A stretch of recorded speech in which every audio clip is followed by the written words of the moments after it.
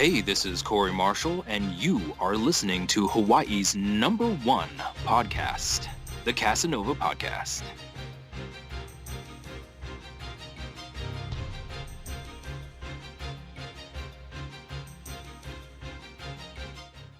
The Kasanova Podcast, the #1 podcast in Hawaii, is brought to you by these contributors on Patreon. If you'd like to see more content like this more often, as well as more podcast reviews, impressions, early access releases, live streams, and original content, then consider becoming a patron today.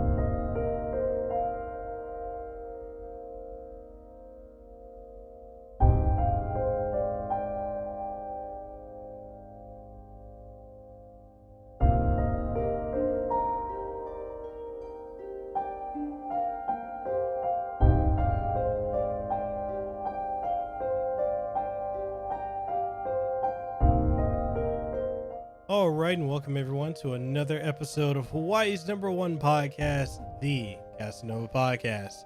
I'm your host, Mekel Kasanova, and honestly, people, I'm coming at you today with a truly outstanding episode. Now, I know I always say phenomenal. This one is simply outstanding because in this episode, I truly have the honor and the privilege to interview the iconic and legendary Corey Marshall. Now, Corey Marshall is the voice of Ryo Hazuki from Shenmue. Yes, that's right, Yu Suzuki's Shenmue.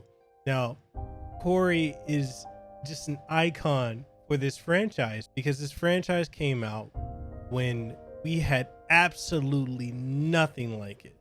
There was no game like Shenmue before it, and truthfully speaking, there's never been any game since like Shenmue. And a lot of people, interestingly enough, compare Shenmue and Yakuza as similar series. There's absolutely no similarities between them because honestly, Shenmue is an experience that I really feel like if you're a gamer, you need to experience this game.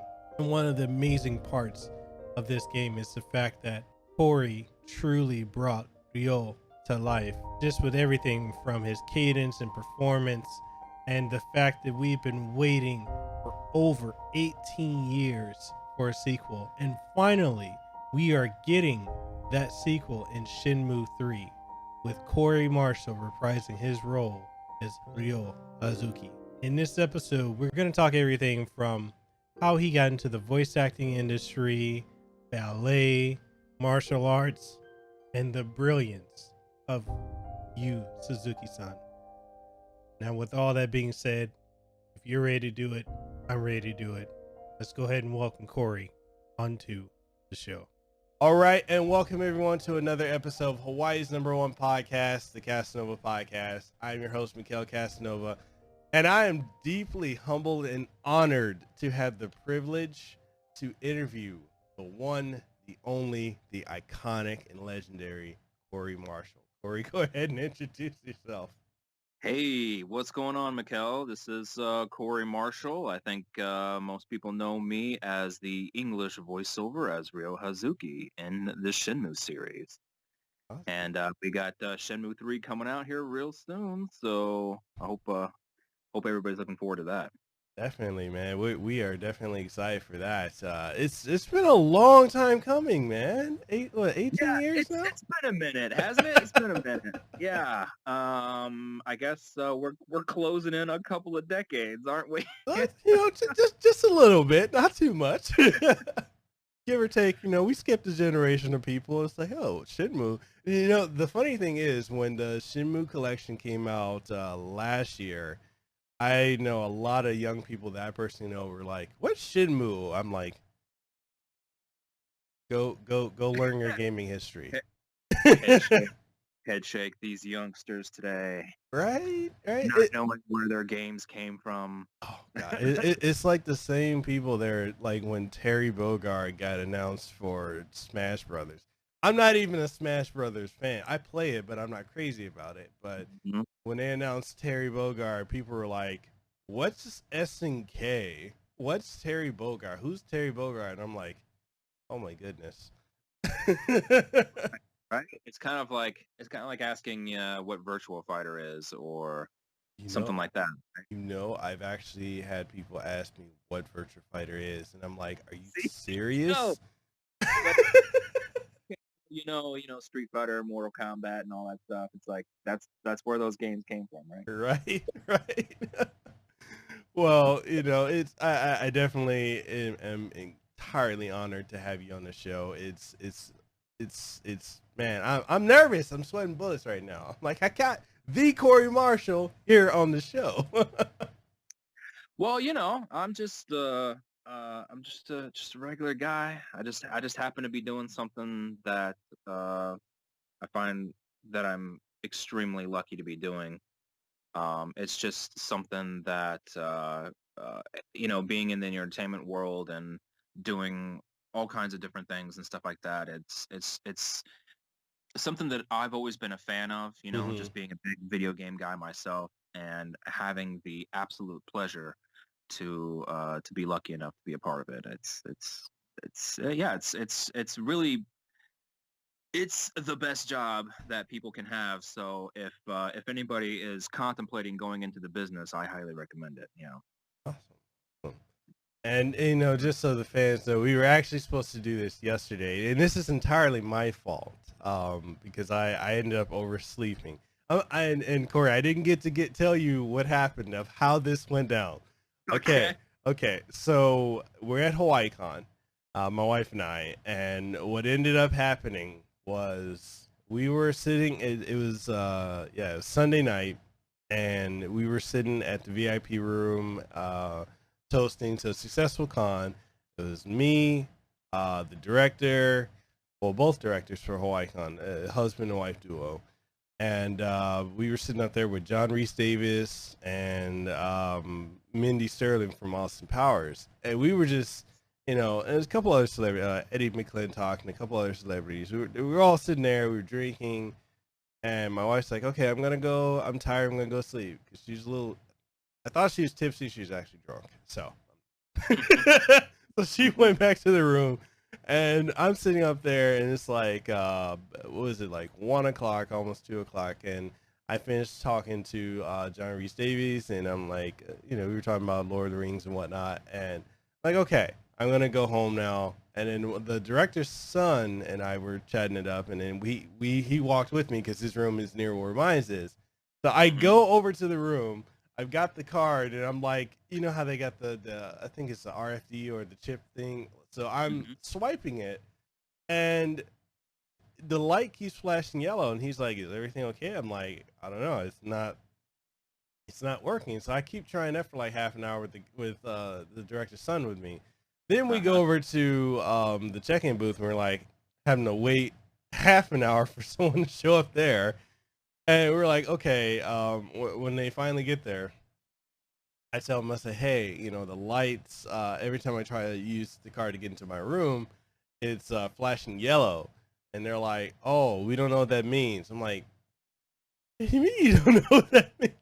So they call security. One of the security guards comes over. He's like, oh, that means that it's locked from the inside. So I try to call my wife. She doesn't answer because when she sleeps, she sleeps. There's no waking her up. so Okay. so then I ended up I asked the security guards there a way to open the door. He's like, yeah, we got to call one of the security leads, but he's at another site on the other side of the island. I'm like, how far?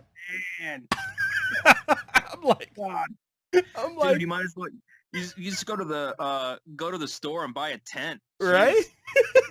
Just sleep on the beach, man. So it's like, Forget about it. it was crazy because it's like I asked how long is it gonna take the guy to get here from the other side. He's like, probably like half an hour. It took the guy an hour and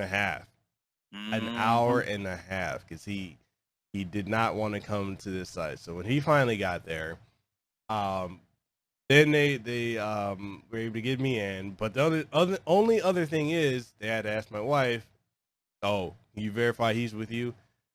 And I'm thinking to myself, wait, you open the door. Here's my ID. My name is what the hotel room is under. Mm-hmm. And you got to ask her if she's with me. And not only that, but above all that, you have me go in the room, wake her up while you stand at the front. I'm like, are you serious? Man, you know, it would have been great too if she was just mad at you for waking her up, and it should have been like, no. Right. I don't know who this guy is. She told me she thought about that too. I'm like, that would have been so bad. You know, you're talking about like just how much time it takes for this and that and stuff. I mean, I used to live on Guam, so I know what it's like when, you know, not everything is 100%, and then you got to go get somebody to do something, and there's only like one guy who does it, because it's an island, right? So there's only one dude. Yeah. And yeah, he's like somewhere else doing something else right now, and you're like, okay, well, I'll give him a call and we'll see what happens, and then yeah. You know, it's like if you need to get your cable done or something like that, forget it. It's like 3 weeks later, the cable comes. Oh God, it's like, and especially if your internet or your power goes down, good luck. You only got one company. Yeah, and they've only hired 1 or 2 guys, right? Yeah. Well, I mean, and that's the funny thing too, is because like the job, like right now I'm a full-time podcaster and YouTuber, but before that, about a month ago, before I quit my job, I was working for a hospital as a systems analyst, and I handled all their phones, all their networking, all their security accesses. And the thing is, it was just me. So yeah, that sounds about right. That's about what I remember living on Guam. It's like everybody had 12 different skills, because yeah, it's like the same guy who might be, you know, building your porch one day is like, I don't know, he's like delivering groceries the next or something. You know what I mean? It's like, I don't know. It's like, that's just how it is.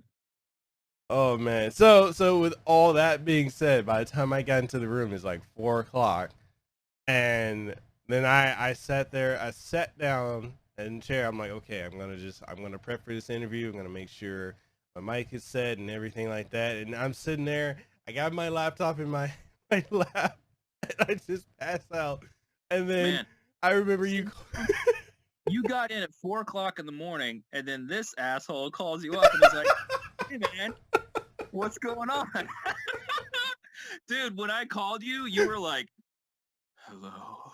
Right. And I even said too, I was like, did I wake you up? It's so bad now. Jeez.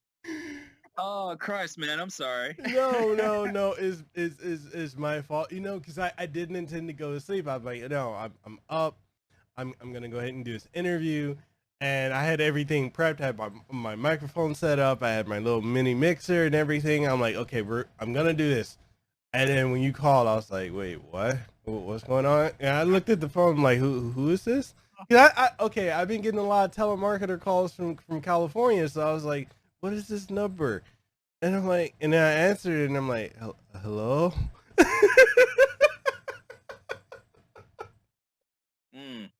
Oh, man, I feel bad now. I'm sorry. No. It's not your fault. So, yeah, audience, that was a long version of why we're only doing this today. It's completely my fault, but I thank you for being a good sport about it, and for allowing us to reschedule it, because, man, I was so embarrassed, and I was like, oh, crap. And then I forgot, too. I'm like, wait, we got to check out of the room at 8 o'clock. I was like, oh, crap. So, yeah, it was... Yeah. So it's a good thing. You called me. She was knocked out. I was knocked out, and then we were like, oh crap, we didn't pack. and then our flight was at 8:30. So yeah, it was just bad news all around. Man. Anyway. Well, hey, that's what happens when you're having fun, huh? HawaiiCon? Oh my goodness, yes. We definitely got to get you out to HawaiiCon one time. Oh, are you kidding me? Yeah. Let's make it happen. Let's make it happen. Would love it. Yeah, I get you in contact with the directors there. I'm really good friends with them. So sweet.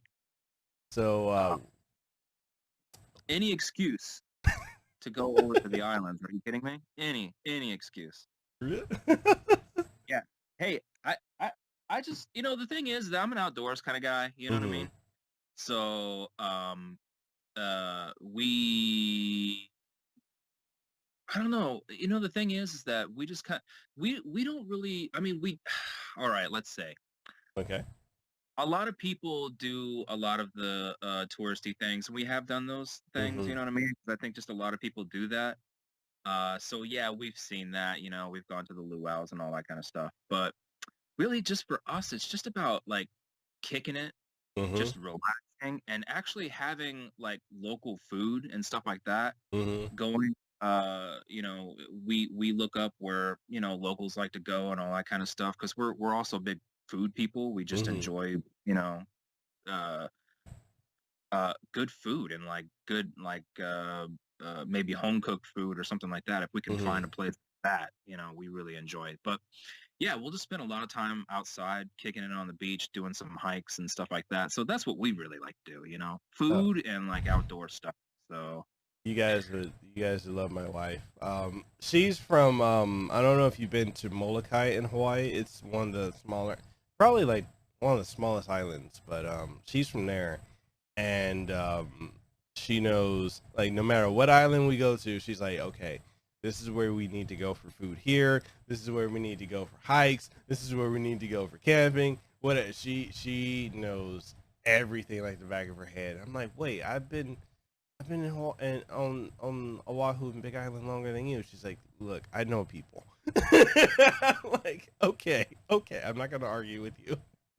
She knows the people. She's done the research. She knows what's up, right? Yeah, see, like, that's my. Like, I'm shocked at how many hole-in-the-wall places that we continue to find. I'm like, good Lord, we've been together for like 5 going on 6 years, married, and it's like, wow, how did you find this spot? She's like, I know places. She said, trust the process.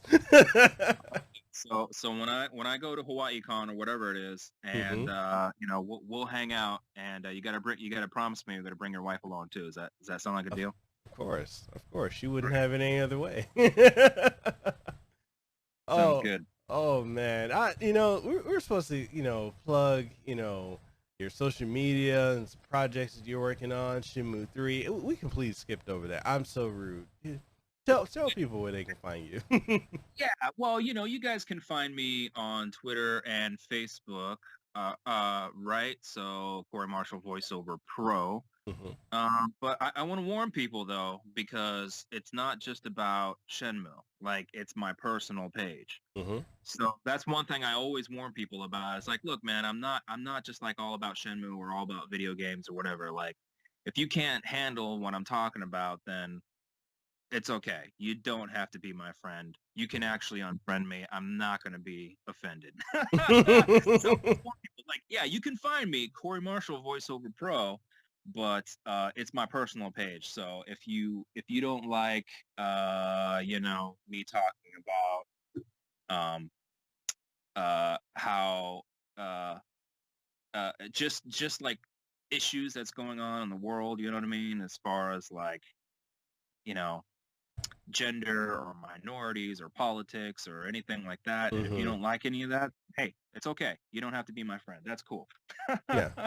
And that's one of the things, like, we were talking about before we started this podcast, how, one of the things with my show is I like to deep dive into that, the other aspects of, the people I have on my show, because, it literally is. People literally think that, oh, this is my favorite voice actor, they only are about this. And it's like, no, they're human too. There's way more aspects than just a role that they're playing, And that's not to say you guys don't enjoy the role you play. It's just that's one side of many to your work. One of my favorite things is when people say, you should just shut up and stick to voice acting.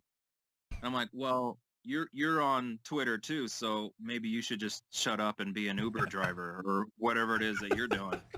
You know what I mean? Like, I can't be a human being. I can't express my opinions because I do video games. Like, you know what I mean? It's like, because of my job, I'm not a human being. Like, I can't talk about whatever on Twitter. So No, that's one of my favorite things. It's like, okay, well, I'm a voice actor, so I can't do anything else other than voice act. Like, I don't get it. no, Corey, you can't talk about anything else. You must talk about Shenmue only. Your journey to go get Londi. That's all you can talk about. That's it. Try to tie in some of my life. Like, for example, just recently, me and my wife joined a gym. Actually, it's been, how long has it been? 9 weeks ago or something like that. So anyway, yeah, I'm starting to like build up my body and everything. And I took a picture of some of my new arms. You know what I mean? And I was like, okay, maybe we could put this as part of Shenmue III. So I put the little the Band-Aid on my face. Yeah. Yeah, and I took a picture and I was like, coming for you, Landy. Yeah, I try to tie in my life with Shenmue 3, but it's just like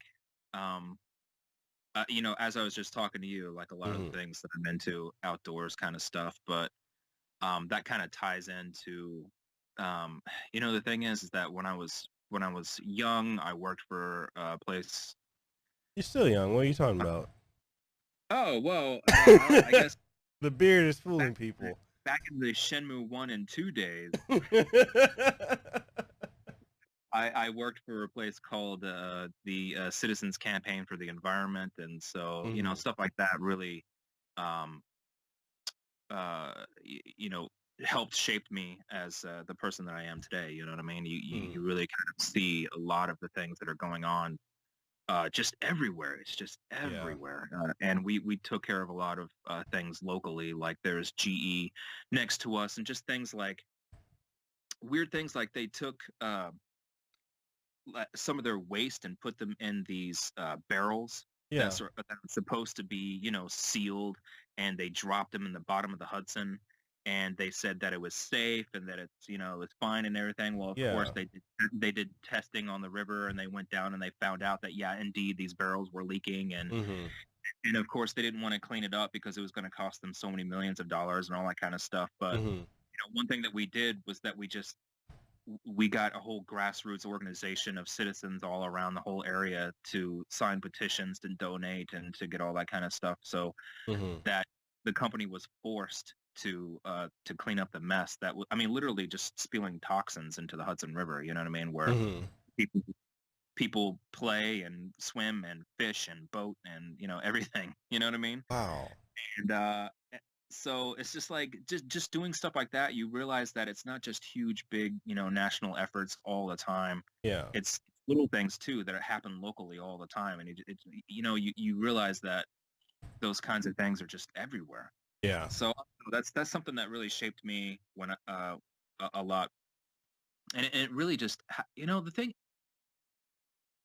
It's been a real long journey for me, and I think speaking of voiceover that people might be familiar with, dude, we can talk about anything.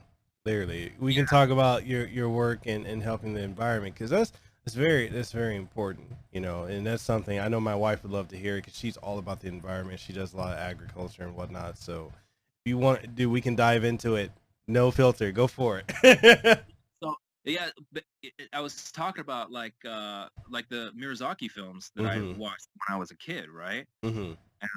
Those like helped shape me a lot too. So you know what I mean? It's like my voiceover work and my love for anime, and Studio Ghibli and Hayao Miyazaki, and like one of my all-time favorite films is Nausicaa.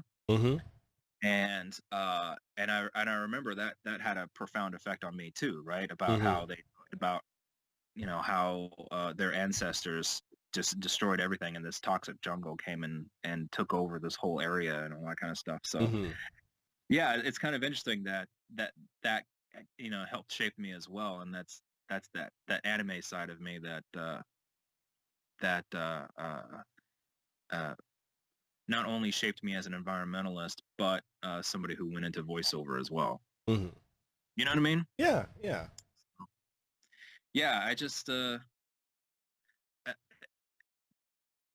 again, I said at the very beginning that I'm very humbled. I feel Mm-hmm. very lucky to be able to work in what I do, because it's like I just took those things that I loved so much and put that into my work, into my Mm-hmm. art. You know what I mean? And the thing is that um, I don't know if you've heard this, but maybe some other people have too. But I've always done art in my life. Mm-hmm. So I've done, you know, That was one of the topics I wanted to cover. so I do a lot of stage work. I've done TV and film and music videos and all that kind of stuff. So I've had a martial arts background as well. Mm-hmm. So like, I was able to incorporate that into my art. You know what I mean? I was able to do stunts Mm-hmm. and did like several music videos, pardon me, with stunts in Oh. it. And I did like a lot. I did the live stunt show over here, Mm-hmm. the Batman stunt show, Mm-hmm. which was similar to it was similar to what Sam Heughan did. I don't know if you know who Sam Heughan Yeah, is yeah, yeah, from Outlander. He yeah. actually did a similar Batman show to what I did too. I was like, oh What? hey brother, what's going on? But yeah, I've always tried to, like, everything that I love in life. I've always put that to my art as well. Mm-hmm. So yeah, it was kind of like one of those things where, again, my love for video games and anime and all that kind of stuff, I was able to make that a part of my life as a part of my art as well. You know Yeah, what I mean?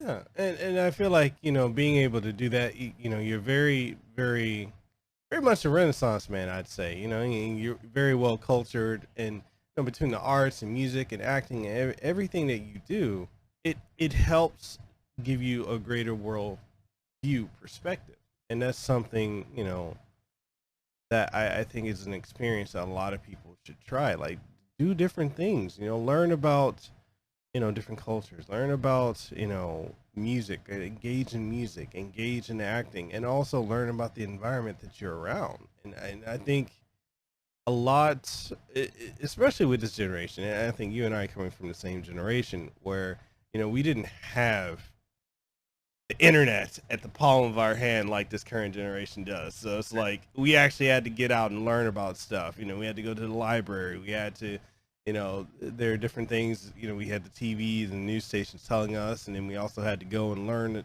stuff in school. But this generation now, and I'm not trying to crap on them, but I think a lot of them, with so much ease of access to information, I think I've always thought that sometimes it must be overwhelming for them.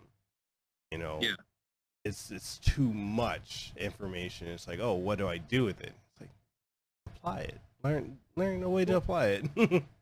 It's interesting what you said about being able to learn about other cultures and other things Hmm. around the world, and what better way than to uh, to experience art, to get a whole to be able to have that experience with other cultures. Hmm. Okay, so for example, right, like maybe you're a musician or something, right? Like, Hmm. okay, so maybe you want to start learning about maybe you want to start learning to play a sitar or something like that, right? Hmm. Maybe you want to start to learn how to play, oh my God, there's so many instruments, right? Like maybe Yep. you want to play some Japanese string instruments, and then maybe you could find out where that came from, where those came from in China, or maybe how that was influenced with some of the instruments in India or Hmm. something like that. So yeah, the way that we kind of used to do things, right? We would okay, so if I were doing a play Hmm. and there were some people there were like some Moorish people or something like that, right? Okay, so maybe you could experience their music, maybe you could read their books, maybe you could eat their food, maybe you could check out their art, that kind of thing. You know what I mean? And I think when you're looking at it online on your phone or something like that, you're kind of getting the surface of it, Yeah. right? Yeah. But when you really truly experience people's art, that culture really starts to seep into you. Yeah. You know what I mean? It really starts to become a part of you, because when you're playing music or when you're listening to music, that starts to saturate your brain, right?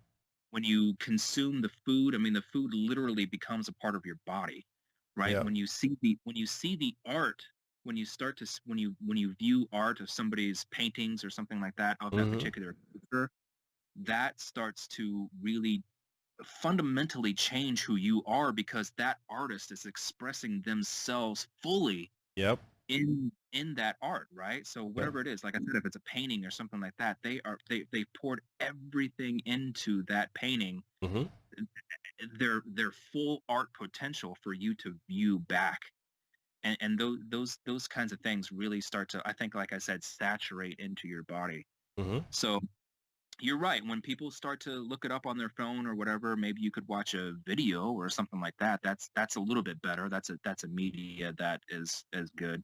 Yeah. But I mean, everything. You should watch videos. You should watch movies. You should read books. You should do all that kind of stuff to experience people's cultures. And of course, the best thing you can do is actually go and travel there and actually be a part of the people, the land itself, and all that kind of stuff. So I can't recommend that enough if people are interested in that. And just go out there and experience it. You know, it'll change your life. Yeah.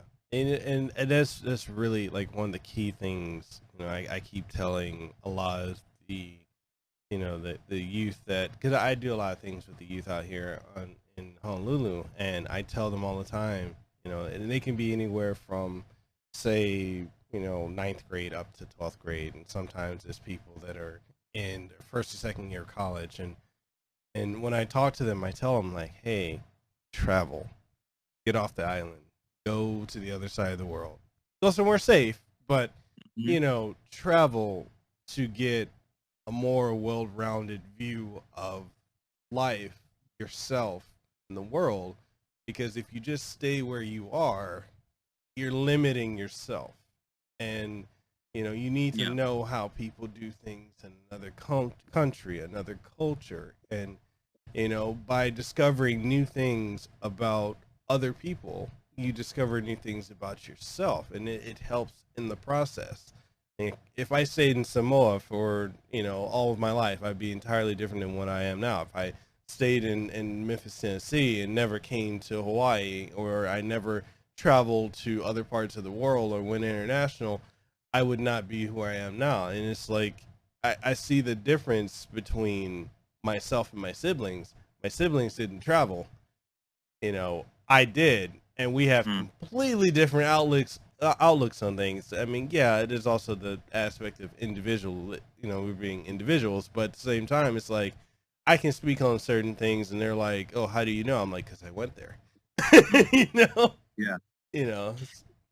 And what's great about certain games, including Shenmue, is that Shenmue really does give you a window into the Japanese culture or the Chinese culture, right? Yeah. And I've had so many people tell me, like, oh, because I started playing Shenmue, I really started thinking about going to Japan, and it really affected me. And then they did. Yeah. Like, that was one of their life goals. So they played Shenmue, and Shenmue really is very immersive, right? So you really feel like you're in the 1980s in Japan, because there's so much detail, there's so many people, the way that they dress, the way that they act, the way that everything, the buildings are laid out, the roofs, everything is so much detail in Shenmue that you really do. I was talking about all the different ways that you can immerse yourself into a culture. certain games, including Shenmue, can do that. It can offer you that window. And yeah, people have been like, "Oh, I had to go to Japan." So because of Shenmue, they were able to broaden their horizons, Mm-hmm. and it actually compelled them to go, right? Mm-hmm. So they did. They some of them told me, "Oh, I straight up followed the path of Hazuki." Mm-hmm. Like I went from his hometown, I went down to the harbor, I went down, and then I took a flight. Most people fly, but they'll go over to China, and and then people have told me like, "Oh yeah, what happened to me is that I went on this trip, and then Mm-hmm. I ended up in China, and now all of a sudden I'm teaching school. I'm teaching English to young, impoverished Chinese children because they wouldn't have the opportunity to have certain schooling, and certainly wouldn't have the opportunity to speak English, to learn other languages and all that kind of Mm-hmm. stuff. So I remember one guy told me that that's what he does now because of Shenmue. He's teaching young children Mm-hmm. uh, schooling that they wouldn't have the opportunity otherwise to do. And I think, man, Shenmue, in so many ways, has changed the world. Yeah. Yeah. It really And has. that's like, man, for me to be a part of something like that, really, you're talking about being humbled. It's like that is like I can't even. It's hard for me to fathom. You know what I Yeah. mean? That Shenmue could have such a positive influence like that. And a lot of people were told me like, "Oh yeah, I create video games. Like that's my job. Mm-hmm. Now I travel, and I live full time now in Japan, and I do this and I do that." And I think, wow, that's great. I love that stuff. I mean, and yeah, man, I can't even imagine like being in your shoes and being part of something that literally it changed the world. I mean, for many aspects, from the gaming world, there was nothing like it before it. In many ways, it really hasn't been anything like it. There've been many imitations of it and spiritual spin-offs like the Yakuza series, but nothing to the extent of what Shenmue did. I'm not going to say attempted, because it did it successfully. And to realize that Yu Suzuki was that much of a visionary, and he was, and still is. He still greatly is, and it's like, wow, like, what was it like working with Yu Suzuki? Well, um, what's great about him is that he he is so passionate about his Mm-hmm. project. You know what I mean?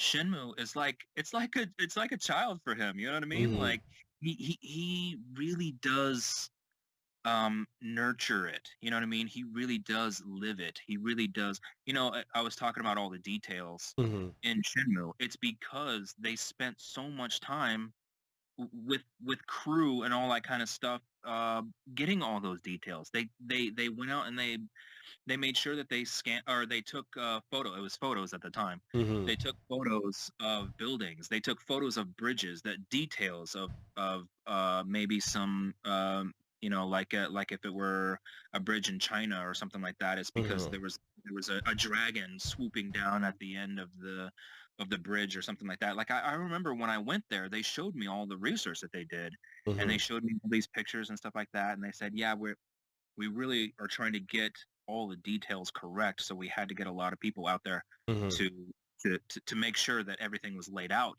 even just having the buildings laid out properly, right? Wow. And then Yu Suzuki himself, yeah, he goes to these places. He again, immerses himself Mm-hmm.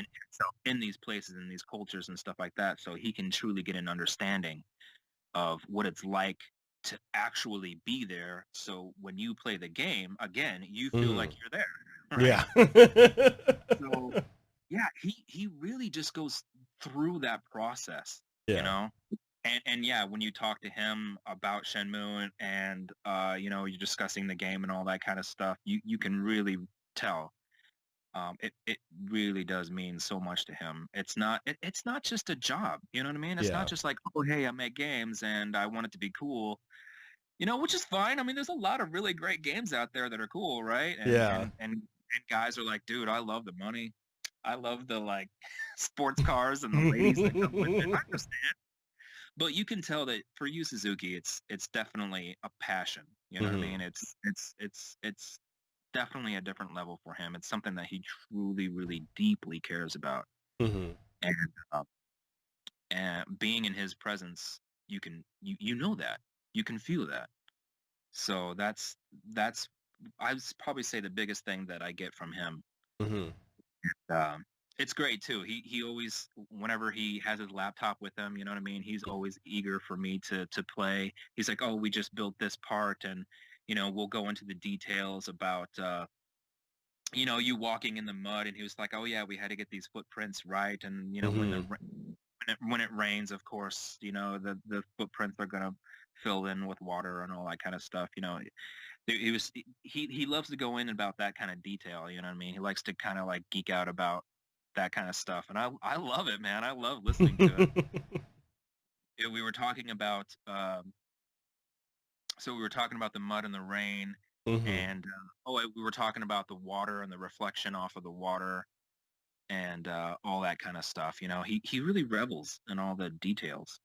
Again, when it comes to people and places and clothing and like I said, buildings and bridges and all that kind of stuff. But yeah, all the little details as well. The flowers. He talks about the flowers. Those particular flowers are in the mountains up in China. You know what I mean? Like he talks about the different herbs and the different flowers that are actually there. You know what I mean? That kind of research they did. And maybe this particular herb is made for this particular type of medicine or something like that. You know what I mean? Yeah. Things that a lot of games now, like you said, they try to emulate. You know what I mean? They it's like those games. I think a lot of kids today are kind of used to that thing. And maybe they take it for granted, but it's like, hey, this Shenmue is like, that's why we have these fantastic games that we have today. Yeah. With huge open worlds and all this, great, fantastic stuff that you can literally just take a walk anywhere. Yeah. Those games that we have today is because of Shenmue, right? Yeah, so. It really is. And and one of the other things too, and I got to give praise to Yu Suzuki for this, because you can tell the difference. Like if any of the audience, if you go back and play Shenmue 1 or Shenmue 2, and also please go pre-order and play Shenmue 3 when it comes out, you can tell the different locations. Like you said, Yu Suzuki, he immerses himself in the locations and the culture and the aspects, different things. He's very into the details. When you look at other games, like from our generation and ones that came out in the late 90s and early 2000s, and actually some of the mid 2000s, you can tell that a lot of the games, they kind of had an idea of what this place was like, and they ran with the idea of it versus, oh, this is what it's actually like if we went there, Right. So that's one of the things. Oh, go ahead.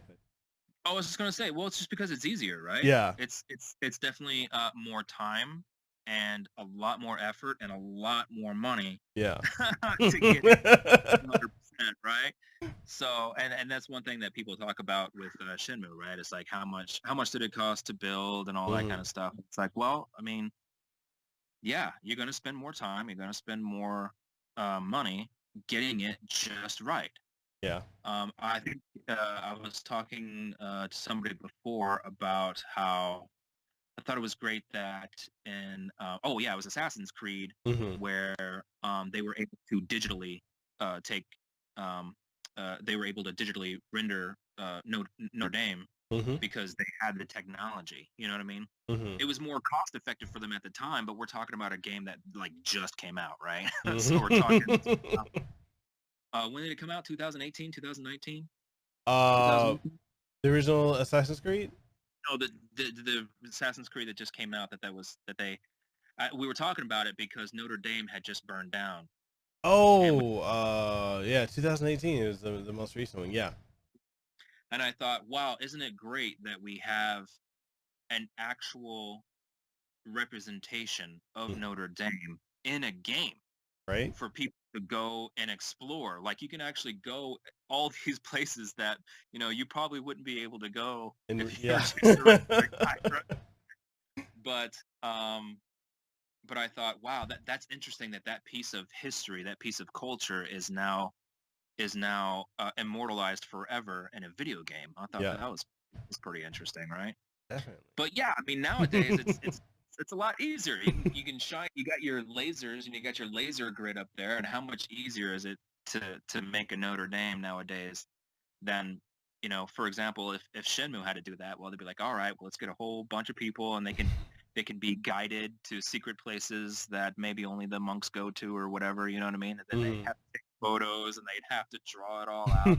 So not only do you have photos, but then you draw it and then you render it, right? And then you got this whole process that they would have to go through back in the day. But that's what Shenmue did, you know? Yeah. When it came to everything, all the places that they went to, that was very, very important to them. Yeah. Like you said, Yu Suzuki, you know, the details mattered to him, so he wanted to make sure that you got it right. You know, and it's you think about it, like he's been the father of so many genres have come out. I mean, with Virtua Fighter, and I would love to see a new Virtua Fighter come out. But it's great. Isn't it amazing? You think about the things he's innovated over the years, and just honestly, not even innovated. He's just created, and you know, with Virtua Fighter, a lot of people compare Virtua Fighter and Tekken. And I'm like, okay, there wouldn't be a Tekken, there wouldn't be a Dead or Alive, there wouldn't be any of these other 3D fighting games if not for Yu Suzuki's Virtua Fighter.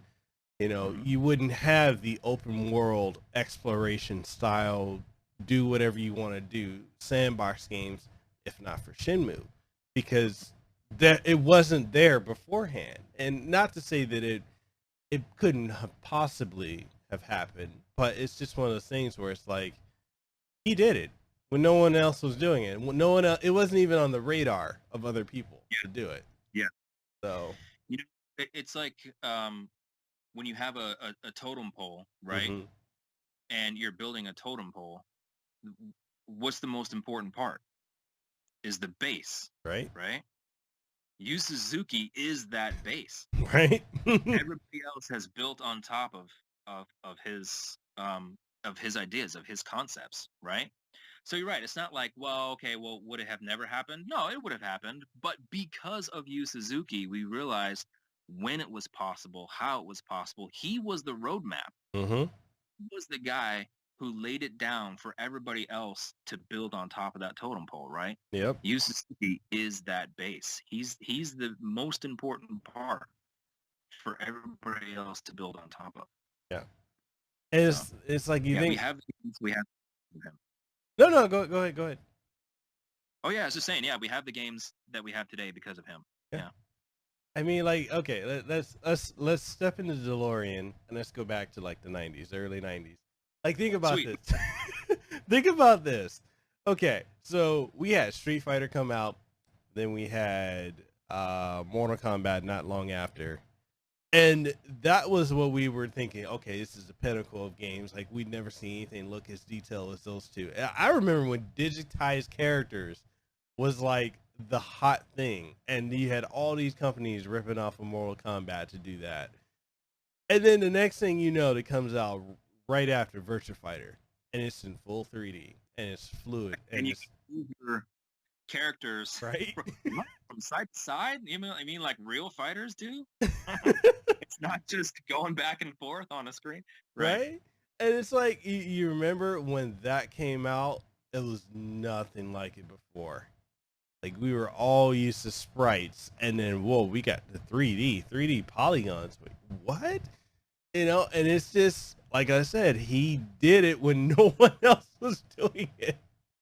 It's crazy. You think back on it, it's like, wow, 3D environments, 3D backgrounds, 3D characters. I don't even think people were experimenting with 3D like the way he was at that time.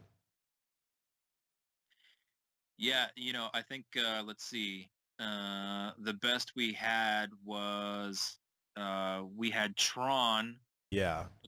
But that was just like lines that it was like a forced perspective that your brain had to fill in all of the Mm-hmm. all of the missing detail, right? You're like, okay, that line means that it's in the distance, Mm-hmm. and this line means that it's that it's in the front.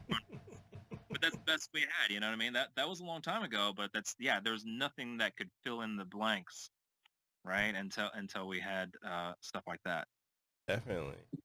Yeah, Uh, that's what I remember.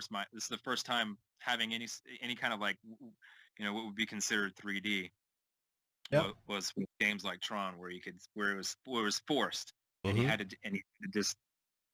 had to just fill in the blanks and realize that it was 3D.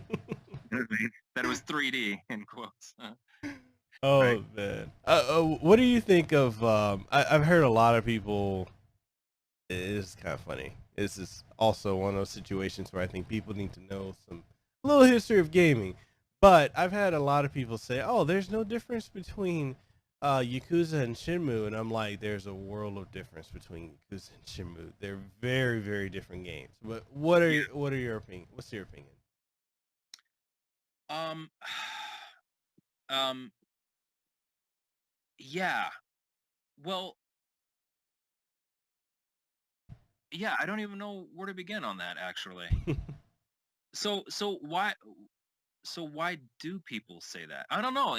I mean, I I think a lot of people, yeah, we're talking about how it's kind of like a spiritual, uh, not ancestor. I don't know, maybe a cousin or something. Like a I mean, third cousin. yeah. So I don't know. We're talking about differences of. Oh man, there's so many differences though, right? Yeah. So even just like pacing or I don't know. To me, it just feels like a completely different game, right? Mm-hmm. But but even all of the action that you're doing and all that kind of stuff. I don't know. What are people saying? I've had some people who haven't, or some people that have only played Yakuza. They're like, "Oh, well, Shenmue was kind of like the prototype to Yakuza. You know, it's the same thing. You do the same things in Shenmue that you do in Yakuza." I'm like, "No, you don't." The biggest thing, like I've tried to explain to a lot of people. I'm like, Shenmue is about exploring, and its focuses on Ryo's journey. You know, you could say it's all about the revenge, but it's really not, because he learns a lot and grows and develops throughout the two games. But in Yakuza, I mean, there's a similarity there with Kiryu Kazuma, but the difference is it's a different gameplay style. I look at Yakuza more as the evolution of the brawler genre, like Streets of Rage Yeah. in 3D. You know? Okay. Yeah, I can see. Yeah, I can see that. You know what I think it is too is that I kind of feel like Shenmue. It is all about the journey, right? Yeah, yeah. I'm trying to like put into words what I'm thinking here.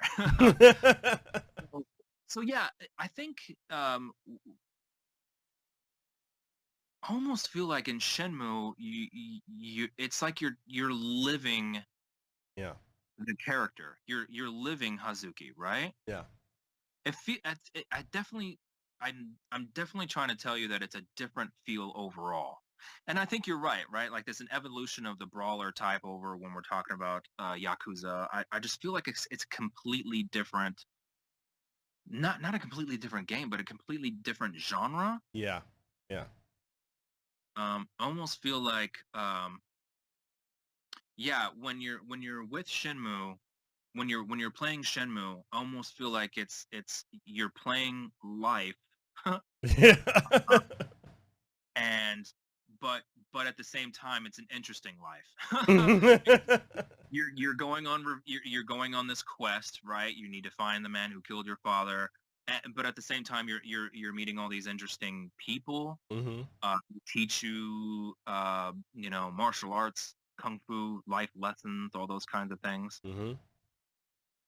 And Yakuza, I kind of feel like it's very like goal oriented. Yeah. You go to like you need to go places. You need to fight these people. You know what I mean? Mm-hmm. I almost feel like for Yakuza, it's about the destination, which is fine. Mm-hmm. And I feel like with Shenmue, it's about the journey. Yeah. Does that make sense? Yeah. Yeah. Okay. I think that's what I'm trying to process. And I'm a fan of both. I love the story of Kiryu, but I try to tell people it's an entirely different. It's like you said, it's an entirely different genre. Like the one main difference is when you're playing Yakuza, you can open the map and know where you're supposed to go. The game tells you what you're supposed to do, who you're supposed to talk to, versus Shenmue, where you gotta look. Do you know any sailors? Are there any sailors around? You gotta, and you're doing the day-to-day things, like, and that's something that back when that came out, you didn't do the little things where you had to go and you actually had to look at items, pick them up, and observe them. You need to find certain key items, talk to certain people at certain times. Like in Yakuza, everything's happening either at night or during the day, but it doesn't transition in time until you hit a certain key point of what you're supposed to do. Whereas Shenmue, time is just going. Right. So. Right. The bar is not open during the day. Yeah. So you're doing other things during the day, and then maybe you got to go talk to these sailor guys in the evening because that's when the bar opens up. Or if you are in the evening, you can't go to the flower shop because that's closed. Right. Yeah. So yeah, those kinds of things. Yu Suzuki did back in the day, and of course, now people are starting to do that with all the games. But yeah, you're right. As far as the difference between the two games, you're right about that. And it's funny. I was playing it with my daughter just recently, and we were down in the harbor, and I voiced the game, right? And I remember there was something we were trying to do. It was after Warehouse. It was Warehouse 18, or what is it? Warehouse 18? Yeah. Oh man. And it was after that, and it's before you get the forklift job. I was running around, and I was like, oh shit, like, where do I need to go? It's like, damn it, I forgot, like, where I need to go. And me and my daughter were talking. We were trying to figure it out, and I was like, man, that's Shenmue for you, isn't it? Like, you have to go find some people, and then I realized that there was a guard there, and you couldn't go through that gate because the guard will kick you out. And I was like, oh man. I was like, man, I did this game. You know what I mean? And you're right. Like, you got to go find some people at certain times in certain places. Like, if you go down one avenue one day, or one, like you said, if it's too late or whatever, then you have to figure out what to do. I don't know. Yeah. And that's it. That's just how life is, Yeah, it really is. So I gotta ask you. This is probably gonna be one of my last two questions about Shenmue before I dive more into you. Okay. If there's a fight between Ryo and a fight between Kiryu from Yakuza, who would win? Yeah, that's good. That's a good question. Well, the thing is that Hazuki's getting stronger all the time, right? Yeah. I mean, look at him. And we'll find out on November 19th as well, right? Like, how far does he go? Yeah. What I like about Hazuki, well, I mean, of course there's growth on both sides, right? But I feel like, oh, okay, I need to figure out what to say because, of course, Shenmue III here, I can't reveal anything. But I feel like there, Hazuki's on this like ultimate journey, right? And I feel like he's getting stronger and stronger all the time. Almost feel like Hazuki's already kind of famous, has already faced some Yakuza type characters, right? I mean, we have Chinese gangsters, we have Ren, right? And I kind of feel like he's definitely been working his way through some strong gangster type, right? But we're getting, everybody realizes at the end of Shenmue II that there's something a little bit else going on, right? There's a little bit more, maybe magic, or maybe there's some destiny involved or something like that. So I kind of feel, obviously we haven't seen where Hazuki is going just yet, but I feel that he's on a bigger journey. Yeah. I do feel that eventually Hazuki would win a fight because of this ultimate journey that he's on. Yeah. So I want people to just be able to see what's going on in 3 and 4 and 5 and 10, because we're going to have 10 of these games, right? So but yeah, he's on this like ultimate journey, this ultimate quest. There's more like mystic and magic and some destiny involved that we'll start to see come to fruition in the next few games. So that's I'm hedging my bet on Hazuki. Yeah. And people just we have to tiptoe around. There are things called NDAs, people. We can't talk about it. He can't talk about all the awesomeness that you guys hopefully will be loving in Shenmue III. But yeah, for anybody who hasn't played 2 yet, spoilers right now. So if anybody hasn't played 2 yet, yeah, we find out there's some really crazy stuff that happens at the end of 2. Yeah. That it suddenly changes the game, right? Like you were in a normal world, and now suddenly things aren't as normal as you thought that maybe they were. And that's cool. It was a good twist. It was a really good twist. So, my last Shenmue question before we transition: how did it feel when Shenmue III was announced, or were you notified that you were going to be reprising the role after it was announced, before it was announced? I mean, if you're allowed to share that, like, yeah. And what was your, like, was it one of those things that caught you by surprise? You're like, hey, we're actually we get to finish this? Yeah. Well, it did catch me by surprise because I found out the exact same time that everybody else did. Yeah. It was such a big, like, super secret that they didn't tell anybody. They didn't tell anybody that I knew, the people who previously worked on the games. They didn't tell anybody. They didn't tell any of the other actors. They didn't tell anybody. And yeah, I found out the same way that everybody else did. I've told the story a couple of times, but for anybody who hasn't heard it, I was coming home with my daughter, and I realized that it was the E3 that was going on, and I knew I was missing it or whatever, and I was like, well, I'll catch it. I'll go online, I'll go on YouTube or whatever. I'll catch some of all the cool stuff that's been going on.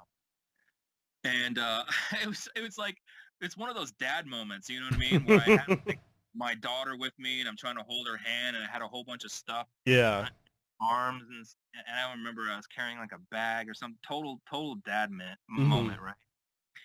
And while I was still in the car gathering everything, my phone started pinging, right? So just like, and I was like, oh wow, something's really happening. I was like, okay, I hope no national emergency is happening. Yeah. And I was, trudging through the parking lot, dragging stuff. Who knows? Things falling out of my hand. I don't even know.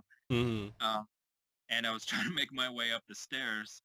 And again, like, my phone just kept going and kept going and kept going. I was like, okay, so something serious is going on. Either, it's like another 9/11 or something like that. Yeah. Or it's Shenmue. And I realized E3 was going on, and I was like, I don't know, man. There's always rumors. People have always been talking rumors about Shenmue 3. Are they going to announce it this year? Who knows? Like, nah, really?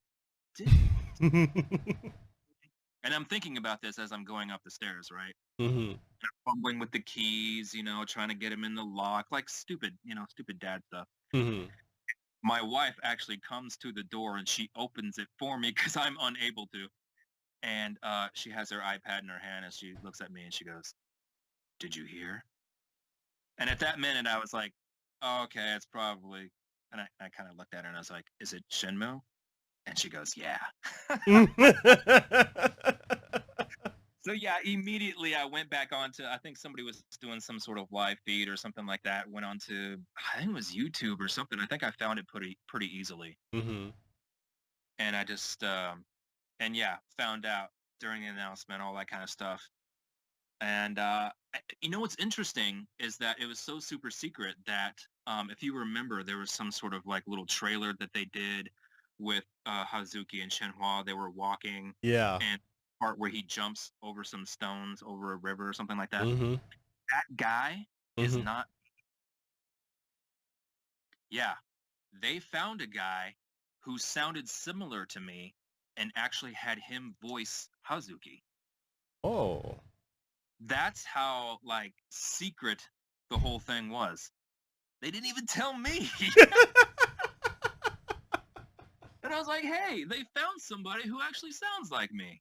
I was like, that's kind of weird. Oh, that's what. And I kind of had that moment of, oh man, like I was so excited to see Shenmue. I was like, yes, yeah, I get to play it. Like I'm a Shenmue fan myself, right? Mm-hmm. Like, man, we get to like see the rest of the story. I can't wait to play it. This is gonna be awesome. And I thought, oh wait, hey, I get to work too. Like I get to be on the project. I can't. Oh, that's gonna be awesome. And then they had that guy doing the voice, and I was like, oh wait a minute. Oh, that guy sounds like me. And I was like, is this guy like a local Japanese talent? And I was like, oh man, are they gonna do it in Japan? Like, fuck man, I'll go to Japan. Like I went to Japan twice before. Get me back. I'll do it. You know what I mean? But what was really cool is that they called me very shortly. It was only like I think it was the following week or something like that. They called me up and said, hey, you probably heard we're going to do Shenmue III. And I was like, yeah, I heard. And they would like, yeah, we would love to have you back on 3 if you'd like to reprise your role as Hazuki. And of course, I was like, yeah. I mean, it's one of my favorite jobs I've ever done. I love the game. Mm-hmm. So yeah, I'll be back, sure. And so yeah, like I said, it was just one of those things that was like a big secret. They didn't tell anybody. Wow. So I found out the same time that everybody listening to this did. Wow. So, okay, Sega, they don't have any real involvement with 3 at all? Yeah, that's right. So I think everybody knows about some of the other companies involved, Deep Silver and stuff like that. Yeah. Yeah, 3 is not involved because I'm sorry, 3. Sega is not involved in 3 because there was, I'm sure some people are probably realize that there's a lot of like legal stuff going back and forth as far as rights to the game, even the name of the game and all the characters and the music, you have to get the rights to the music and all that kind of stuff. That's a long, involved process with just lawyers and stuff, you know what I mean? Just because it's just one of those things. Yeah. And that's one of the reasons why it took so long. You know what I mean? I hope that some people realize that it wasn't just about like Yu Suzuki saying, hey, I'll do it. Yeah. You know what I mean? Like that stuff belongs to Sega. So Sega it was like this big, long process that they had to go through. Yeah.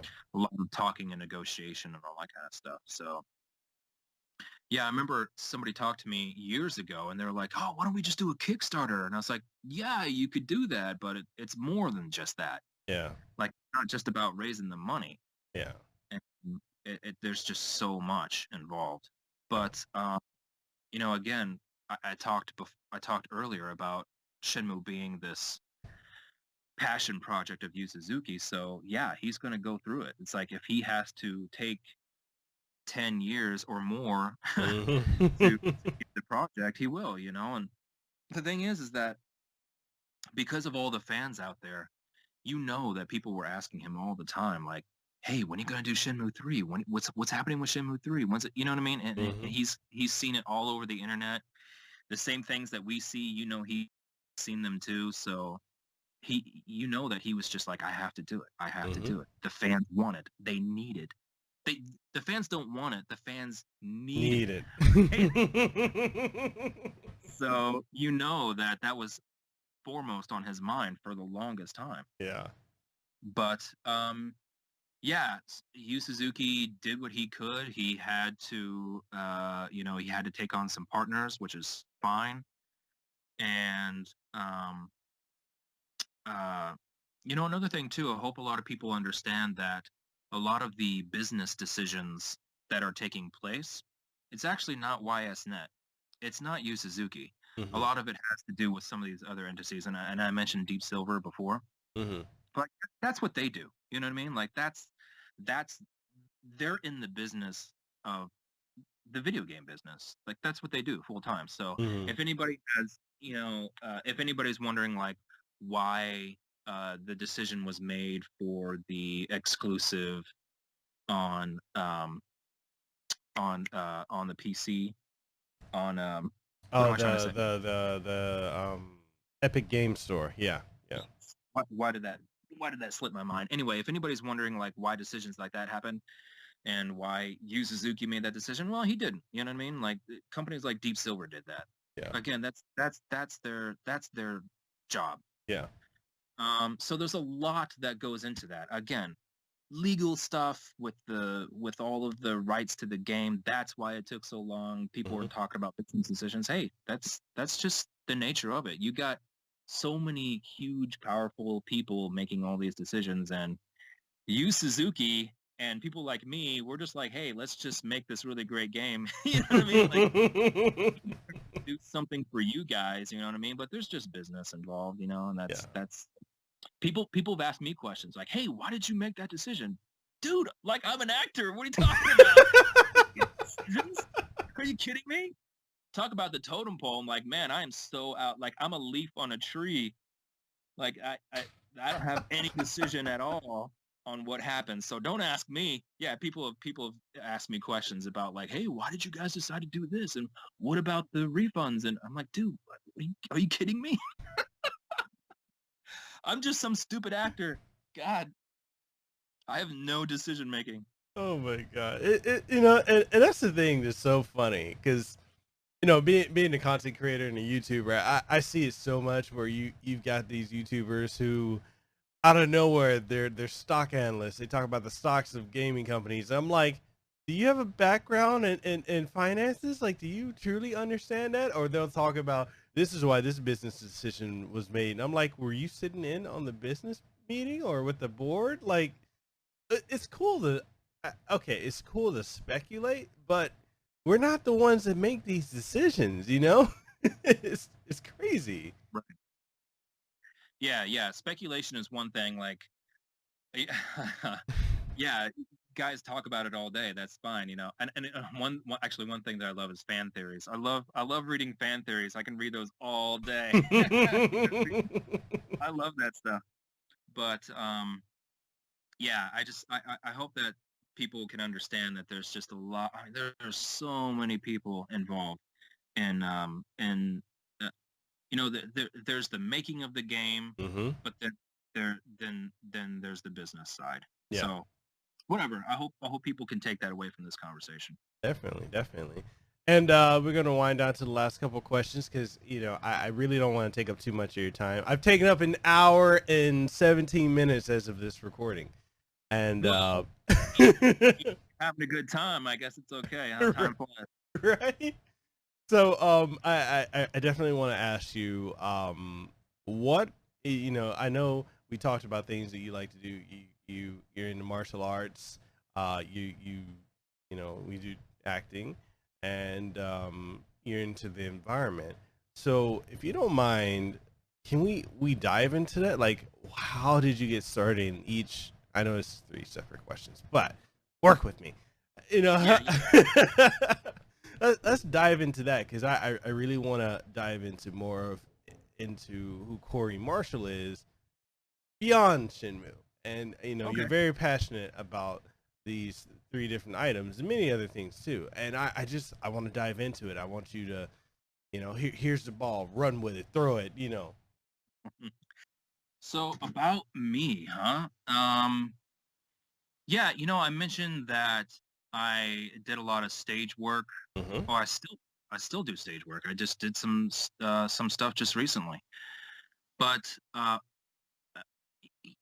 like maybe things that people don't know about me, Mm-hmm. like because I do a lot of manly things, right? Like martial arts. I played football when I was young. I did Mm-hmm. stunt, like music videos with stunts and all that kind of stuff. But things that I really love to do, it's like Shakespeare. Really? Love Shakespeare. Yeah. And I've mentioned this a couple of times, but people probably don't know this about me, but I used to be a ballet dancer. Really?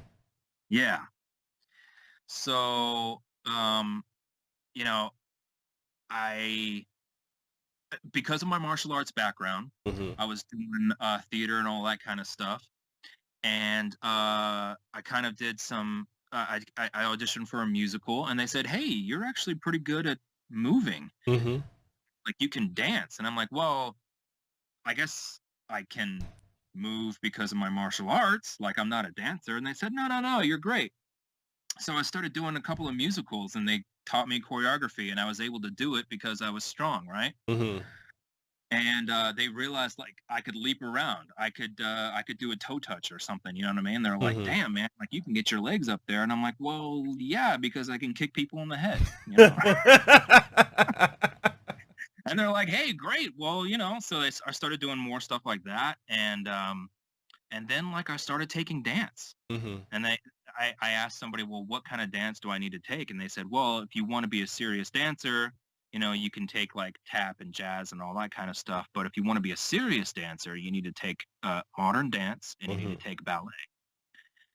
And I said, "Ballet, okay, well, seems interesting. It's a very classical art. I like that kind of stuff. I like classic or just old or maybe traditional, that kind of stuff. You know what I mean?" Mm-hmm. And even just looking at it, I knew that it took a lot of discipline Mm-hmm. to be a ballet dancer. And that's a background that I have anyway in my martial arts. I said, okay. So, excuse me. I Yeah. started taking ballet. And can I tell you something? Go for it. All the things that I've done, everything that I've done, again, my football, my stunts, I did taekwondo, karate, I did kung fu, I did even other combat arts, fencing and Really? capoeira and all that kind of stuff. The What? hardest thing I've ever done in my life is ballet. The hardest by far was ballet. And it's because of the enormous control Yeah. that one has to have over their body. Now, when you're doing martial arts, a lot of time, one thing that I was really best at was sparring. I Mm-hmm. was really good at working out my opponent. I was good at finding weaknesses. I was good at exploiting those weaknesses. I was good at reading people. Mm-hmm. So I was really good at sparring. But when you're doing that, it's kind of like a thinking game. You know what I mean? You're playing chess with your body. Mm-hmm. So your opponent comes in, you need to be able to defend yourself and counter. Mm-hmm. Or again, exposing a weakness, you need to feint. You need to go where he is not guarding. For some reason, he leaves his hand down when he strikes. Whatever the case is, right? Mm-hmm. It's a chess game that you're playing. So it's a big mental game. Now, when you're doing forms and stuff like that, you're going through the motions and stuff, but it only lasts a couple of minutes or whatever. Mm-hmm. But in ballet, like all of the intensity lasts for the entire dance. Mm-hmm. And it's in martial arts, you kind of have natural movements. Mm-hmm. You're kind of tucked in. You're protecting yourself. You can use your shoulders or your hands. It's very natural. Ballet is the complete opposite. You have to open up yourself so much. You have to turn out your arms and your chest and your shoulders and your legs. Like when you kick somebody, your knee is turned in, you push your heel forward, you have your foot down. That's kind of a natural movement. Like if you want to kick somebody, boom, you got a round kick. It's natural. You just boom, you kick him, and it hurts because you got all that power behind it. Again, in ballet, you have to be strong, but it has to be completely different. You have to think of yourself as like, you got a beam of light coming out of your chest, and then your knees have to be completely turned out. The opposite of martial arts, right? So you have you can imagine just constantly rotating out the whole time, just straining to get your legs and your arms and your shoulders down, your chest up, just constantly working all the time. So not only are you doing that, but you're doing these huge, incredible moves that take balance like you wouldn't believe. Like when you're doing spins, you have to spin with your leg out again, turned out, right, when your knee at an unnatural angle. So you're spinning like that, and you have to spin on a dime and not move, right? In martial arts, you might be able to jump and kick, or you might be able to do a heel turn and do like a back kick or a donkey kick or whatever your preference is. Like if it's just like a spinning back kick or something like that, tag somebody in the ring. Like those things are easy compared to ballet, Yeah. It's like, and then when you jump up in the air or when you leap, again, it's not just jumping up in the air, but you're having to like pose the whole time. Like, you know what I mean? So it's just something that I remember when I was doing ballet full time, I would wake up in the morning and I couldn't sit up. I actually had to roll over on the side of my body. I kind of like would roll over and use both my hands to kind of push myself up. I would get up and be like, oh man, just everything hurt. Just everything was sore from the day before. Just, from the back of my head down to my toes, man, my toes would ache. And that's just like, and the amount of exhaustion that it took. I've never been exhausted like that.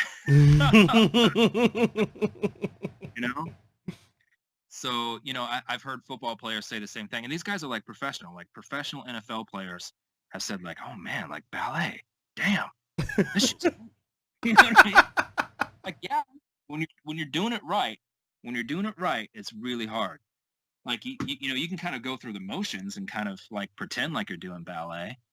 But if you're really doing it right, if you have your positions right and you're using the right muscles and all that stuff, man, it is the hardest thing I've ever had to do. Ever. So if anybody thinks that any boy who does ballet is a pansy, man, you don't even know. Don't even know. Because I have done some really manly things in my life. Ballet by far is the hardest thing I've ever done. Oh my goodness. So there's that. Yeah, man. Oh, wow. Even like, something I used to do too was cross-country run. And that's hard because when you start to run, it's more of a mental game. I think maybe a lot of people don't understand it. If they're not athletes, people who are not athletes maybe don't understand this part. So much of what you do is mental, right? Yeah. So when you start to run cross-country, you start to experience the pain. Yeah. Right? Your lungs hurt. Your chest hurts, your throat hurts. Not only the pain of the running, so your legs are starting to get tired and all that kind of stuff. You're starting to get tired. Even just pumping your arms are getting tired. That's one thing. But the sheer like pain that's in your lungs and your heart is pounding. Your ability to push through that is all about your mental game, right? How can you as an athlete get past that pain? So I used to cross country run, and that's something that you have to overcome. Nothing like ballet, man. I could run all day. So anyway, that I so yeah, that's something that was in my life for a good many years.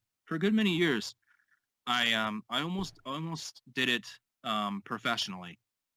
It was actually modern dance, believe it or not, that I almost took on professionally. Mm-hmm. Um, uh, there's this famous company called Pilabolus, where it's very athletic, and that's one thing I was good at. Mm-hmm. Because of my martial arts background, I was really good at like flipping and again like huge leaps. Man, I could jump so high and so far, and that's something that's something I could specialize in because of my past athleticism. Oh, I did gymnastics as well, and that's where I kind of learned to do back flips, back handsprings, all that kind of stuff. And it's funny. I auditioned for this company, and they were going to go on a European tour. Mm-hmm. And me and my girlfriend at the time, and my girlfriend's best friend, a whole pack of us auditioned, but the three of us actually made it in. And I thought, oh, this is it. This is great. This is going to be the rest of my life. I'm going to be dancing with this company or with other companies. We're going to be making good money, touring. We're going to be all over Europe or whatever. And I thought that's it. This is it. This is the rest of my life. And I think it was like, I can't remember, but it was literally like a couple of days, 2 or 3 days maybe before we were supposed to go in and start rehearsing. Mm-hmm. They called all three of us up and said, we really decided that we didn't have time to train new people. What we're going to do is we're going to split up our company. So some people are going to be over here, some people are going to be over there. And we're going to take the dancers that already knew this routine, and we're going to take them on tour. So unfortunately, we won't need you. And we were like, oh, you know what I mean? It was like devastating. What? And yeah. So it's kind of like, when something big like that happened to me, I was like, okay, maybe I need to do something else in life. You know what I mean? I don't know, because it just sucked so bad. You know what I mean? And shortly after that, I moved out here to California, and I started doing film and, like I said, stunts and TV, and I did music videos and stuff like that. So yeah, like right after that, it was just like, damn, that's so hard. Yeah, and left. I mean, isn't it something though? Like we can have those moments in our lives that make us completely pivot in a whole different direction than where we originally had planned. And it's like you've got to have some flexibility in life. Like, and it's one of the things like I try to teach my nieces and nephews, like always be flexible to be able to do something different, and also have a plan B, C, and D, because A may not turn out to be what you wanted. You know what? It's interesting that you say that, because I did the same thing. Look at my life and my career, right? Mm-hmm. Like, there's so many different ways that I could have gone. In fact, when I was doing Taekwondo, when I was like from 7 to 10, I think when I had made it to when I was like 10 years old, I had my first degree black belt. Mm-hmm. And they had me doing, I was a student teacher at the time. Mm-hmm. And I was actually a pretty decent teacher. I think because of my creative brain, Mm-hmm. I was able to help people visualize what they needed to do with their body, Mm-hmm. As far as like hitting the heavy bag, or if it were, we broke a lot of boards and all that kind of stuff. Mm-hmm. I was able to kind of like conceptualize what people needed to do. I think that was part of my thing. Anyway, yeah, like maybe I could have been a teacher. Maybe I could have had my own school or something like that. You know what I mean? Because I found out that I was actually a pretty decent teacher. But as far as my life in the arts, I tell people the exact same thing that you just said. Like, hey, if you love doing art, do it. Mm-hmm. But don't really say no to anything, because that's never what I did. Yeah. I mean, like, I did stage, but I also auditioned for other things as well. You know what I mean? And then, like, somehow, some way, actually, when I was still doing ballet, I auditioned for this, right? Like not too many ballet artists are going to audition for voiceover video game stuff, right? Mm-hmm. But I did anyway, and look where I am. I got Shenmue. You Yeah. know, I got one of my favorite games of all time. You know what I mean? Like, it's just because I didn't really say no to anything. I didn't really say like, oh, that's not my thing, or Yeah. that's something that I'm concentrating in, or whatever. You know what I mean? Like I just didn't really say no to work. Yeah. You know? A friend of mine called me up once and was like, hey, a guy I know wants me to kind of be be an assistant to this director, but also kind of like produce stuff at the same time. And he's like, I have this other project going on and I won't be able to do that. But for some reason I was thinking about you and wanted to know if you wanted to do it. And I was like, yeah, because, don't say no. Yeah. I ended up working for this company later on that I ended up being, because of that, I was kind of like just an assistant at first. And then I became a producer. I was working with this company called Megatrend, and we were working with Capitol Records. Wow. And we were doing like these like music movies to go along with albums. As kind of like a conceptual thing. We were taking people's albums and scripting movies over the top of them, right? So a person's album kind of became the soundtrack, but the soundtrack was more like a part of the story, is more like a driving force, Anyway, we did that project. We did several of those projects, and like I became a producer working with Capitol Records just because I didn't say no. You know what I mean? Yeah. So yeah, I kind of feel like you never know where you're going in life. So yeah, it's like when you have those plans, it's like, do it, practice it, whatever it may be. And I just tell people like, whatever you like, whatever you're passionate about, do it. You know what I mean? Like for example, a friend of mine,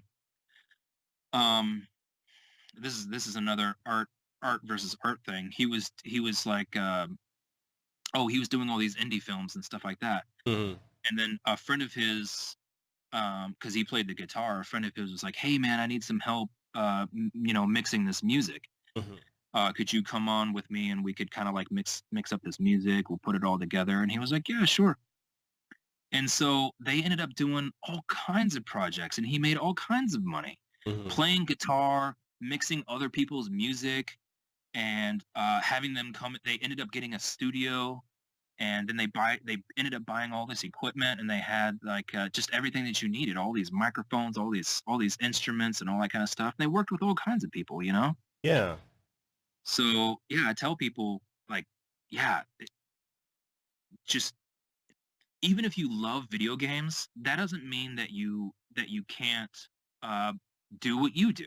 You know what I mean? Like maybe you're a guy who's gonna have a podcast, or maybe you're a guy who's going to go work for a studio, and you're going to whatever. Maybe you're going to write code. Maybe you're going to whatever the case may be.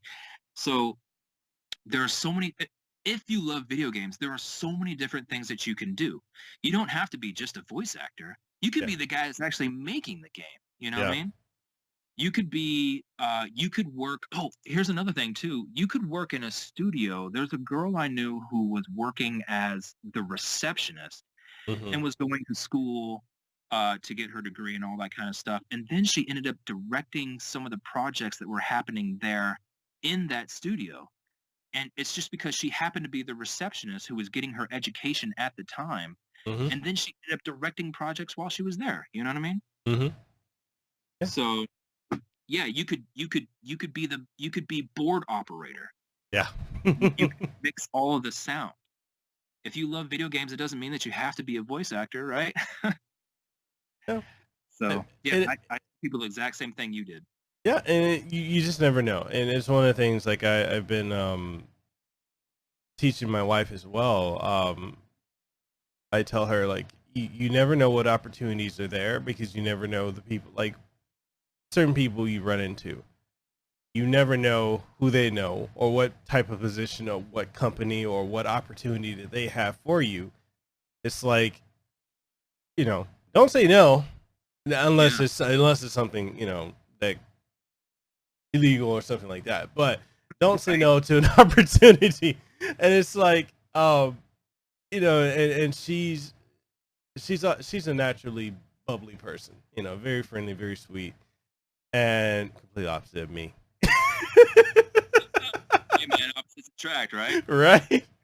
And it's like, she I over the last year, like, she went from someone who just played video games for fun to she still does that for fun, but we both got invited out to E3. It was our first E3 this year, ever. We both got invited out, flown out to experience it.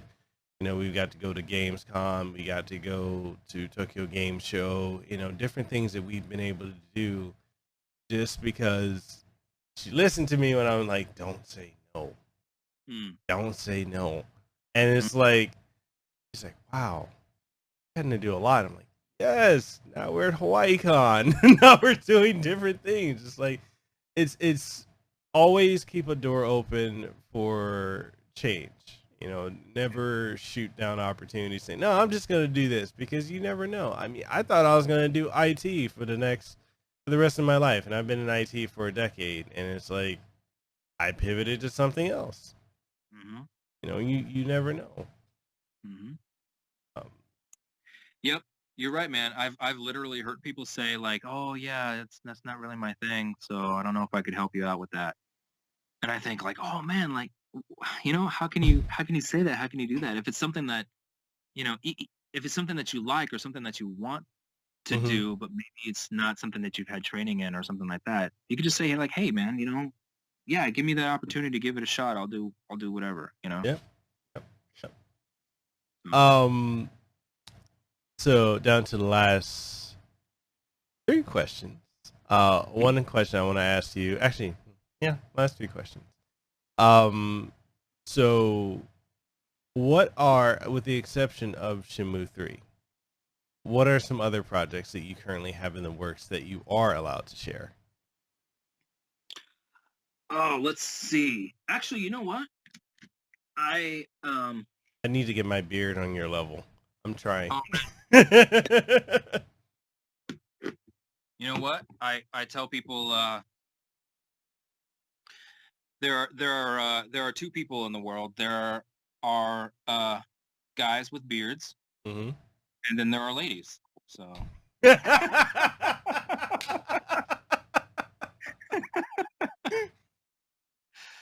So yeah.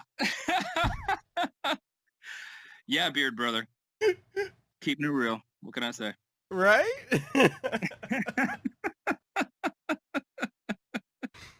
Oh man, I give one of my friends so much crap for it, I guess. You know what I mean? He's always just been that clean shaven guy, you know what I mean? Oh man, I give him so many. You know what he told me too? I gave him another hard time. I said I gave him another one-liner like that. And he was like, man, I shaved because once, my face was getting a little long, and my wife just told me that she, I needed to shave it. And I was like, no, I want to grow out a beard. And she was like, you need to shave it because I don't like it. And I shaved it. And I was like, and I told him, I was like, any man who shaves his beard for a woman deserves neither.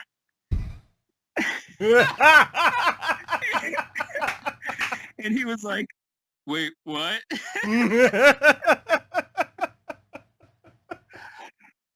Yep. I got a couple beard one-liners for people if they want to keep going.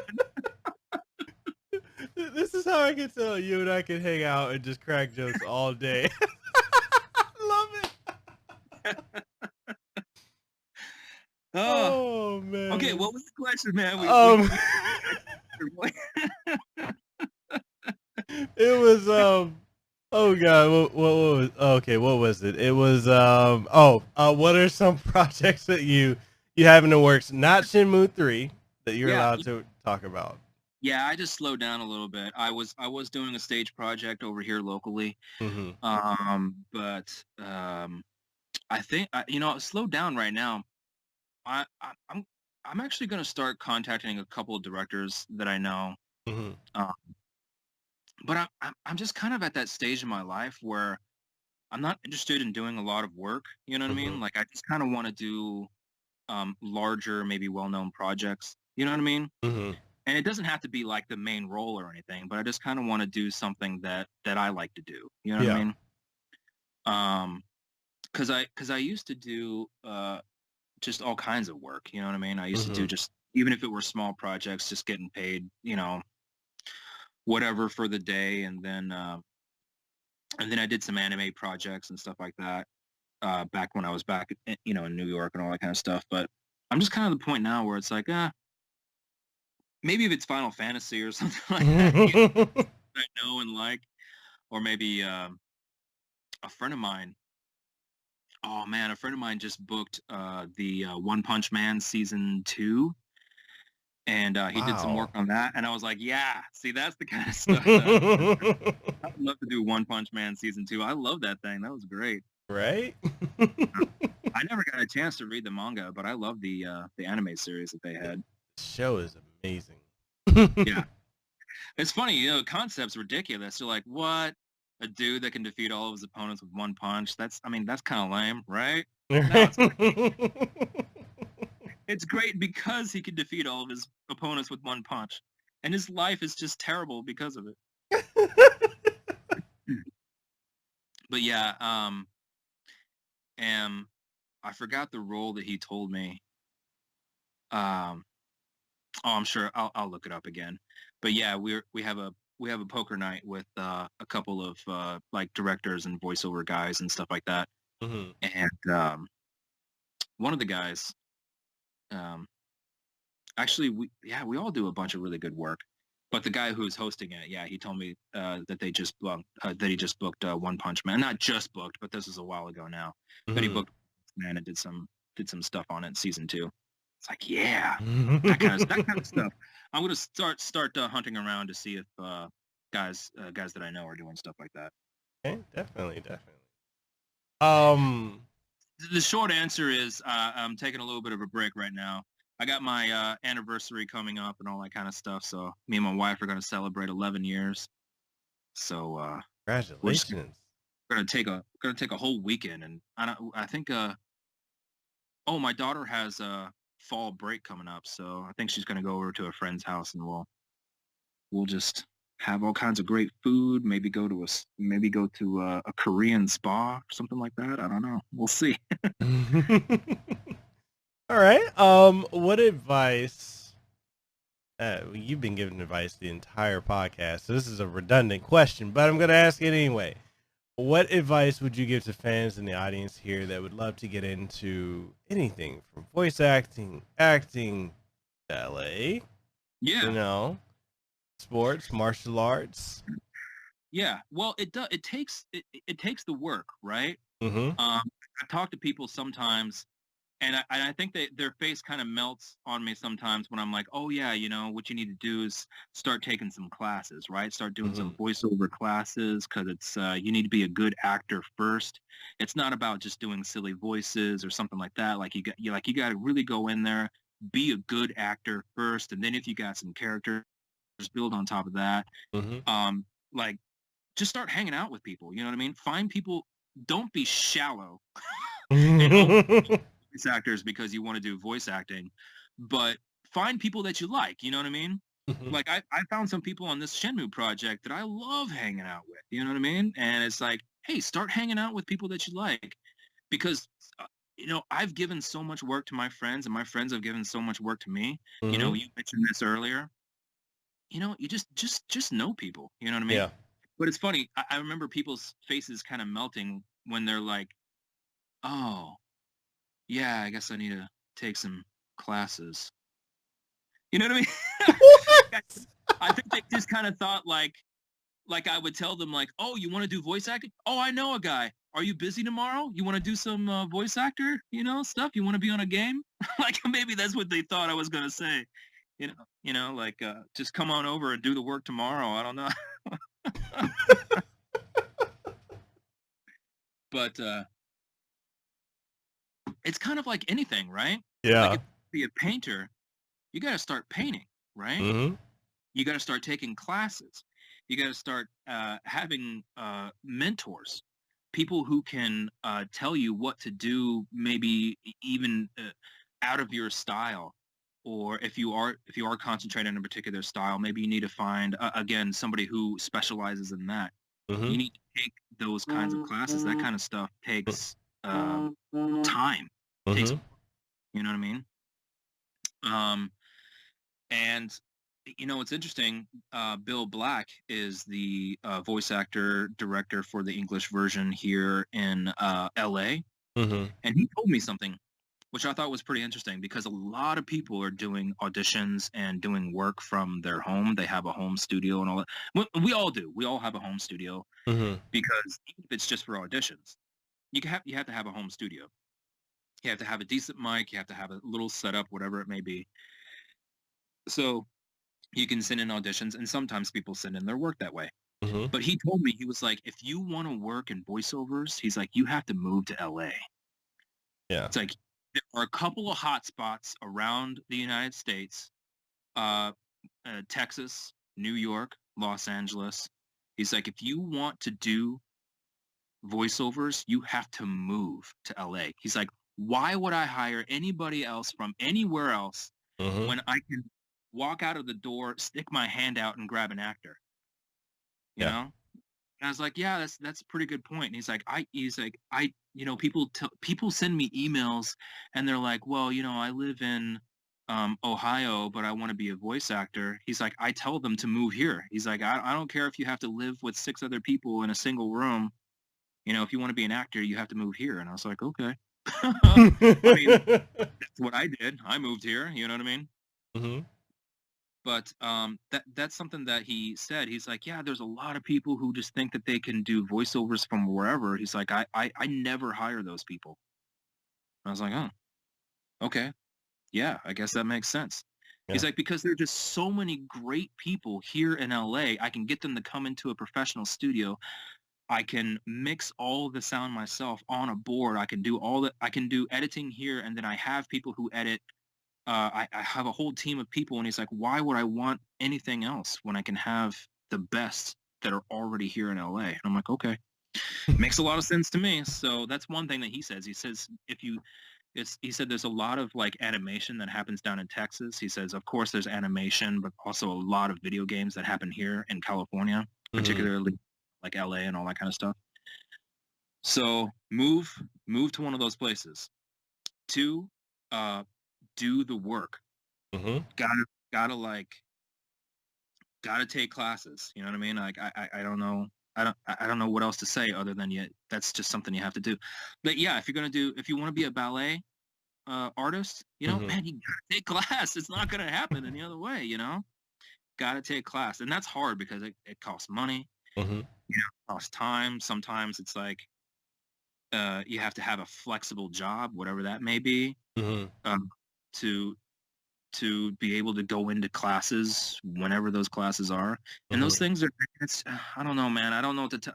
I wish I could tell people that there's this like magic class that you can go to for $30 a session, but it's not. I mean, it's just, it's expensive and it's time consuming and it's not easy. Yeah. You know what I mean? Like I don't know what to tell people other than it's not a walk in the park. You know what I mean? Yeah. But that being said, the other advice that I give is exactly what you said, right? Like, don't say no to work. One thing that I used to do to make money is that I worked at the LA Opera because we would do shows in the evening. We got paid. We got paid for every performance. We got paid for rehearsals. You know what I mean? It's like I did what they call supernumerary work, which is like background stuff, like soldiers and townsfolk and stuff. You know what I mean? Like there's all this amazing opera that's happening in front of me, but I'm just like Joe Schmo A. You know what I mean? But A, I'm getting paid. Mm-hmm. B, that guy that I talked about, who gave me the work that I ended up working with Capitol Records. Mm-hmm. That guy I met at the opera, who was doing the same thing I did. So do you see how that works? Yeah. I remained in the business. I was doing work to make money, like it wasn't anything glorious or whatever, but I met that guy who gave me work, and I did really great work, and I made great money doing that. You know what I mean? Mm-hmm. So just that kind of thing. Always, if you want to be in the business, in this case, always work within the business. Yeah. And yeah, just know people, make friends, all that kind of stuff. I think the thing that I did that was the least in the business is that I worked for a delivery company, but it was called Entertainment Delivery Group, Mm-hmm. and they delivered all of the studios all around LA. So I knew where every studio was. I knew where every back door was. I knew the guards. I could. It's like that was part of my training. You know what I mean? Mm-hmm. Like I know people. I could get places. I knew where all these buildings were, even if it were smaller places that only did, maybe they were an editing bay or something like that. You know what I mean? Mm-hmm. I think that's the most. The least entertainment based job that I took to make some extra money. But that's because, again, it was flexible and it was still entertainment. You know what I mean? So that's what I recommend. All right. Right. My last question is, when will we ever get to see you out here in Hawaii again, with the exception of we're getting you out here to HawaiiCon? I think that's it, man. If you talk to some people over their HawaiiCon, I think that's but that being said, my daughter recently, man, I think it was probably I think it may have even been as early as last week. Mm-hmm. She was how she wanted to go back to Hawaii. So, yeah. I don't know. If we don't go there on vacation, when's the next Hawaii? Oh, you just did HawaiiCon, right? So Yeah. it's like it's another year now. Yeah. Oh. I'll put you in touch with the director. Okay. We'll have to see if I can wait that long before I make it back to the islands. But if not, maybe people could look out. Hey, you too. We'll both be there. HawaiiCon. Yeah. Let's make it happen, man. I want to go. Okay. Sweet. Sounds good. And so I lied, actually. I do have a final question. Okay. Did you have fun? Absolutely. Are you kidding me? Dude. Like I love hanging out with you. I love just like, we'll just hang out on Skype, and we'll record it, and it'll just be a thing. Oh man. You have to invite your wife too, so it'll be like, it'll just be a good time. Yeah, I thought because I know she wanted to say hi. I thought she was. Oh no, she's not behind me. I thought she was still at the house, but she texted me just now. She's like, I had to go to work, and I was like, damn it, we're almost done. Next time. Definitely. Is there anything, Corey, you'd like to leave the audience with before we go? Oh, let's see. Yeah, I want people to know that Shenmue III is, for those who have played Shenmue I and II, it's like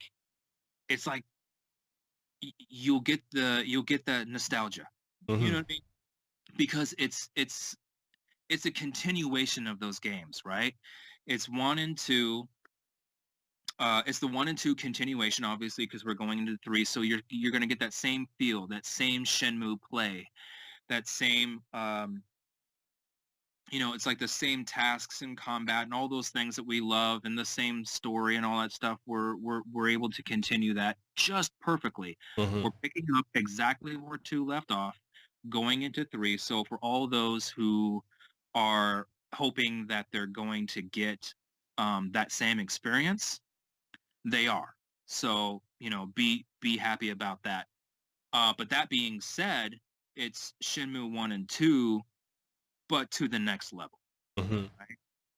Again, even just talking about story.